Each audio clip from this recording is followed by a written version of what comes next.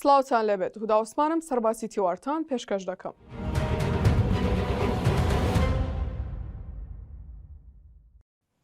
لیواچەتۆ ساڵح ئەندامی سەرکردایەتی یەکێتی و بریکاری وەزیری ناوخۆ لە بەیاننامەیەکدا ڕایدەگەێنێت وەگەندامی سەرکردایەتی یەکێتی بەشداری لە کۆنگرەی پێنج یەکێتی ناکات و دەڵێت کۆنگرەی پێنجەم کۆنگرەی هەڵکروزاندن و زاڵبوونی مەرامەت ترسناکەکانە.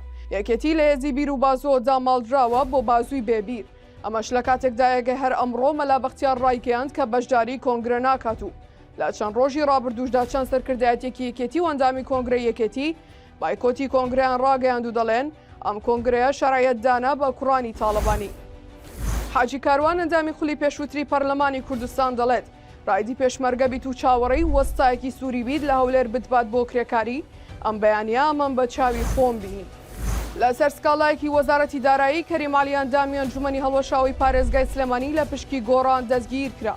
کەریمالی ئەندامی ئەنجومەنی هەڵوەشاوی پارێزگای سلێمانی ئەمڕۆ ڕۆیشتە بەردەم دادوەری دادگای لۆکۆڵینەوەی کەلار لەسەر سکاڵایەکی وەزارەتی دارایی بە فەرمانی دادوەر دەستگیر کرا.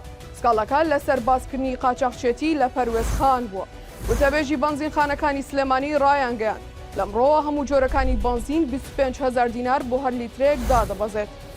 ئەمڕۆ دووشەممە 25 نۆی 2023 مەسرور بارزانانی سەرۆکی حکوومەتی هەرێمی کوردستان لە وتارەکەیدا لە پرۆژەی گەشانەوە ڕایگەیاند پرۆژەی گەشانەوە تابڕی 150 میلیۆن دینار قەرز بە بزنس و خاوەنکارەکان دەدات بەبێ داواکردنی هیچ ڕەهنێک. لە شەشەمەی ساڵیادی ئەنجامدانی ڕیفراندۆمی سەربەخۆییدا مەسعود بارزانی سەرۆکی پارتی دیموکراتی کوردستان پەیامێکی بڵاو کردەوە و ڕایگەیاند پیرۆزە ڕۆژی سەرکەوتنی ئیرادەی گەل. موسەنا ئەمین سەرۆکی فراکسیۆنی یەکگرتووی ئیسلامی ئەمڕۆ سەردانی فەرمانگەی پاسپۆرتی هەڵەبجێ کردو لە کۆنفرانسێکی ڕۆژنامەوانیدا ڕایگەیاند دەیان هەزار کەس لە پارێزگاکانی عێراق و هەرێمی کوردستان داواکاریان بۆ دەرهێنانی پاسپۆرت پێشکەش کردووە. بەڵام بەداخەوە لە بەرکەم تەرخەمیەکان و گەندەڵیەکی زۆر لە وەزارەتی ناوخۆی عێراق چاپکردنی دەفتەری پاسپۆرت بووە کێشەیەکی گەورە. خەڵک هەیە لە هەندەران نۆمانگ چاوەڕێی پاسپۆرت دەکات.